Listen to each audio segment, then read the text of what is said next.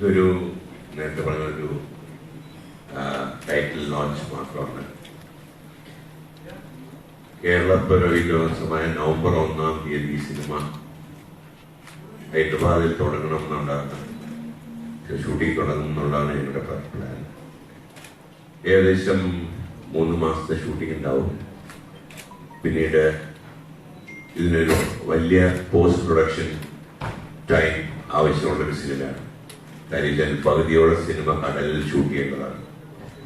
അപ്പോൾ ആ പോസ്റ്റ് പ്രൊഡക്ഷൻ്റെ ഒരു പ്ലാൻ ഉണ്ടായ ശേഷം മാത്രമായിരിക്കും ഈ സിനിമയുടെ റിലീസ് ഡേറ്റ് ഞങ്ങൾ അനൗൺസ് ചെയ്യാം. പഴയ ഒരു സ്വപ്നമാണ് എന്റെയും ലാലിന്റെയും ഒക്കെ ഒരു പഴയ സ്വപ്നമാണ് ഈ സിനിമ. കഴിച്ചാല് ടി ദാമോദരൻ മാസ്റ്റർ ഞാനുമാണ് ആദ്യമായിട്ട് ഈ സിനിമയെ കുറിച്ച് ഡിസ്കസ് ചെയ്യും. ഞങ്ങൾ ഒരുപാട് ഈ സിനിമയെ കുറിച്ച് സംസാരിക്കുകയും പല നോട്ടുകളും പ്രിപ്പയറിംഗൊക്കെ ചെയ്തിരുന്നു. പിന്നീട് അദ്ദേഹം മരിച്ച ശേഷം കുറച്ചു നാളത് സിനിമ നിന്നു പോവുകയും മറ്റു പല കാരണങ്ങളാലും ഈ സിനിമ എല്ലാ സിനിമകളും ഒരു സമയത്ത് ഉണ്ടാകുന്നതാണ്, നമ്മൾ ഉണ്ടായി പോകുന്നതാണ്. അങ്ങനെയാണ് ഈ മരക്കാറ് എന്ന് പറഞ്ഞ സിനിമയും ഉണ്ടാകുന്നത്.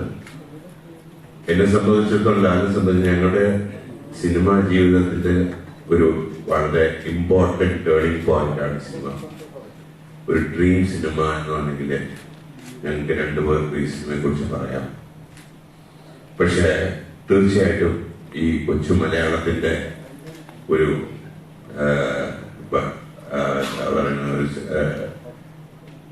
ക്യാൻവാസ്, അതായത് മലയാള സിനിമയ്ക്ക് പോകാവുന്ന ക്യാൻവാസിന്റെ ലിമിറ്റിന് അപ്പുറത്തേക്കാണ് ഒരു റിസ്ക് ഈ സിനിമ എടുക്കുന്നതിന്.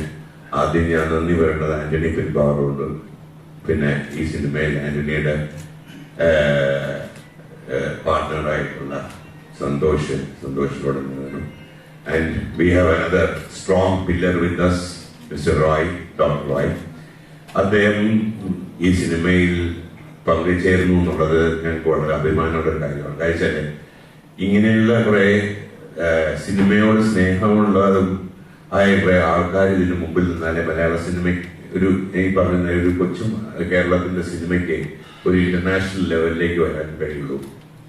ബേസിക്കലി ഇതിന്റെ ഒരു സ്റ്റാർ കാസ്റ്റ് എന്ന് പറയുന്നത് ഇന്ത്യയിലുള്ള ഹിന്ദി, തെലുങ്ക്, തമിഴ് അങ്ങനെയുള്ള ലാംഗ്വേജിലെ ആക്ടേഴ്സ് ഒക്കെ ഉണ്ടായിരുന്നു.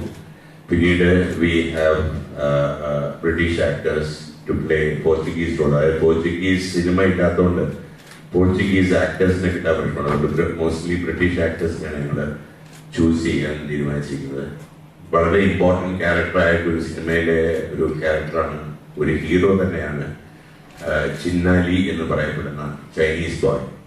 അതൊരു ചൈനീസ് ആക്ടേഴ്സിന് വേണ്ടിയിട്ട് ഓഡിഷൻ ഞങ്ങൾ അന്വേഷിച്ചുകൊണ്ടിരിക്കണം, അതിലേക്ക് ആരെ കാണിക്കണമെന്ന്. സോ അങ്ങനെ പല ഭാഷക്കാരും പല ഇന്ത്യയിലെ തന്നെ പല ഭാഷാ സിനിമകളിലെ നടന്മാരും ഒക്കെ ഉണ്ടാവുന്ന ഒരു വലിയ ക്യാൻവാസാണ് ഈ ചിത്രം. പിന്നീട് ഞാൻ ഇതിനകത്ത് ഏറ്റവും ഡിഫിക്കൽട്ടായിട്ടുണ്ട്, അതായത് ഇതെന്താണ് ഈ സിനിമ എന്ന് ചോദിച്ചാൽ ചരിത്രത്തിന്റെ ബാക്ക്ഗ്രൗണ്ട് പറയുകയാണെങ്കിൽ ഞാൻ 3-ാം ക്ലാസ്സിൽ പഠിച്ച കുഞ്ഞാലി മരക്കാർ തന്നെയാണ്. അതായത് പണ്ട് പരീക്കുട്ടി, ടി കെ പരീക്കുട്ടി ചന്ദ്രധാര പ്രൊഡക്ഷന് വേണ്ടി എടുത്തൊരു കുഞ്ഞാലി മരക്കാർ. ആ കഥയാണ് നമ്മളെല്ലാം സ്കൂളിൽ പഠിച്ചതുപോലെ അതേ കുഞ്ഞാലി മരക്കാർ തന്നെയാണ്. പക്ഷെ അതിൽ ഒരുപാട് കൺഫ്യൂഷൻ ഉണ്ട് ഈ ഹിസ്റ്ററിയിൽ. അദ്ദേഹം 98 വർഷം 4 കുഞ്ഞാലിമാരും സാമൂതിരിയുടെ ഒപ്പം ഉണ്ടായിരുന്നു എന്ന് പറയുന്ന ഒരു വേർഷൻ ഉണ്ട്. അതേസമയം ഇതിനിടയിലുള്ള ഒരു 16 വർഷം ഇവരുടെ സേവനം സാമൂതിരിക്ക് ഇല്ലായിരുന്നു എന്ന് പറയുന്ന ഒരു വേർഷൻ ഉണ്ട്. ഇത് രണ്ടുമല്ലാതെ സിംഹാജയവർദ്ധനെ എന്ന് പറഞ്ഞൊരു സിലോൺ മഹാരാജാവ് കുഞ്ഞാലി വരക്കാർക്ക് വിഷം കൊടുത്തു കൊണ്ടുവന്നൊരു വേർഷൻ ഉണ്ട്. അങ്ങനെ ഹിസ്റ്ററി തന്നെ വളരെ വേഗമാണ്. പല 16 നൂറ്റാണ്ടിന്റെ ചരിത്രം വളരെ വേഗമാണ്. അതായത് ഈ ചരിത്രം എന്ന് പറയുന്ന ചരിത്രകാരന്മാരുടെ ഭാവനയും കേട്ടറിവും ഒക്കെ കൊണ്ടുള്ളൊരു അന്ന്, അതായത് 1802 വരയ്ക്കും ശേഷം ഫോട്ടോഗ്രാഫി വന്നപ്പോഴാണ് കുറച്ചുകൂടി വ്യക്തമായ പിക്ചേഴ്സ് നമുക്കുണ്ട്. അതുകൊണ്ട് ഈ സിനിമയ്ക്ക് റെഫറൻസസ് കിട്ടാൻ വളരെ വിഷമമാണ്.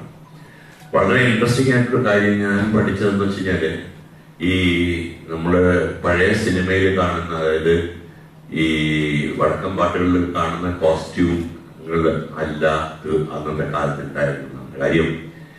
15ാം സെഞ്ചുറിയിലെ ഏറ്റവും കൂടിയ ടെമ്പറേച്ചർ എന്ന് പറയുന്നത് ഇന്ത്യയിലെ എല്ലായിടത്തും ഉണ്ട്. കോസ്റ്റൽ ലൈനിലാണ് വളരെ കുറവായിരുന്നു.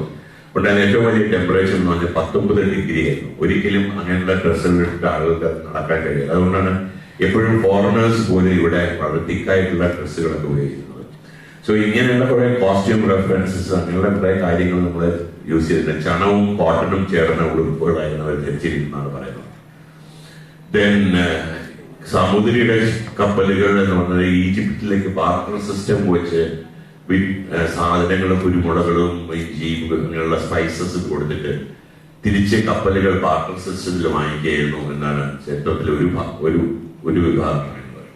അറബ് രാജ്യങ്ങളുമായിട്ടുള്ള കേരളത്തിന്റെ സ്പൈസ് ബിസിനസിനെ തകർക്കുക എന്ന് അതിന്റെ കുത്തക മാറ്റിപ്പിടിക്കുക എന്നുള്ള ഉദ്ദേശത്തിലാണ് പോർച്ചുഗീസ് ആദ്യമായിട്ട് ഇവിടെ വന്നത്.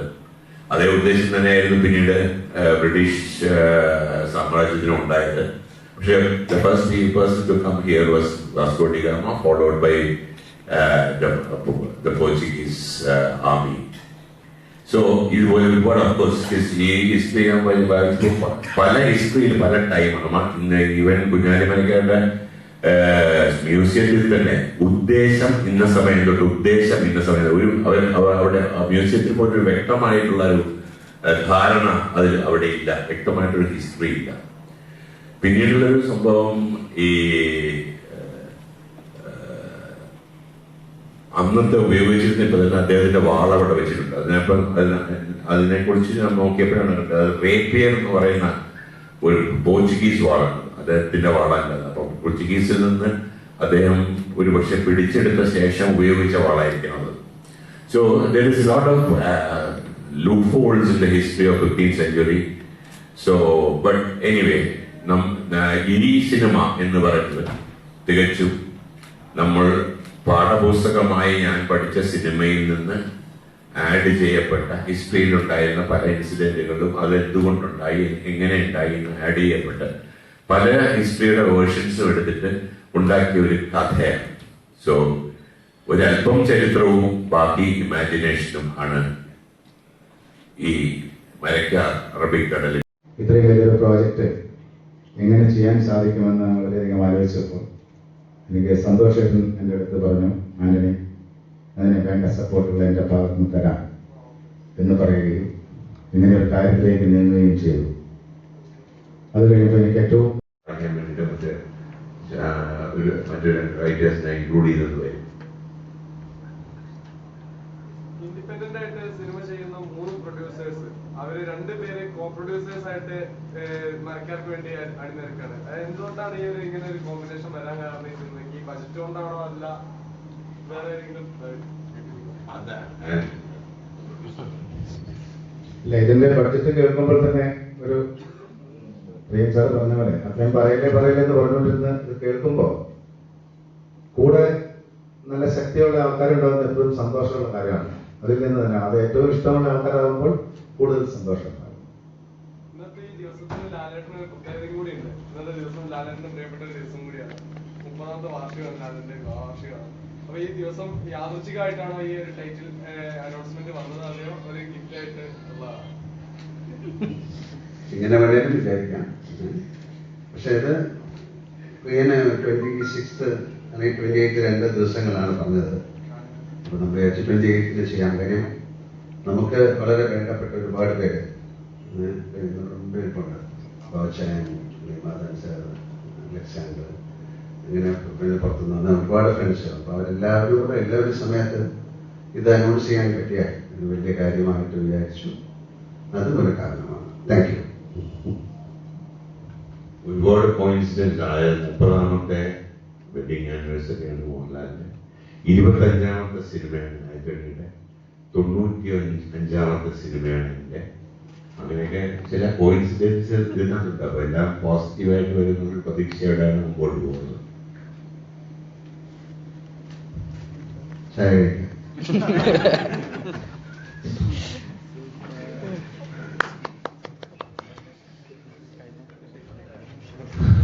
Before closing, thank you very much to all the media, and I am expecting very good support from all of you. Without media, we cannot survive today. Whatever, though there are minuses, there are big pluses also. So I am expecting a big plus from all of you. Thank you.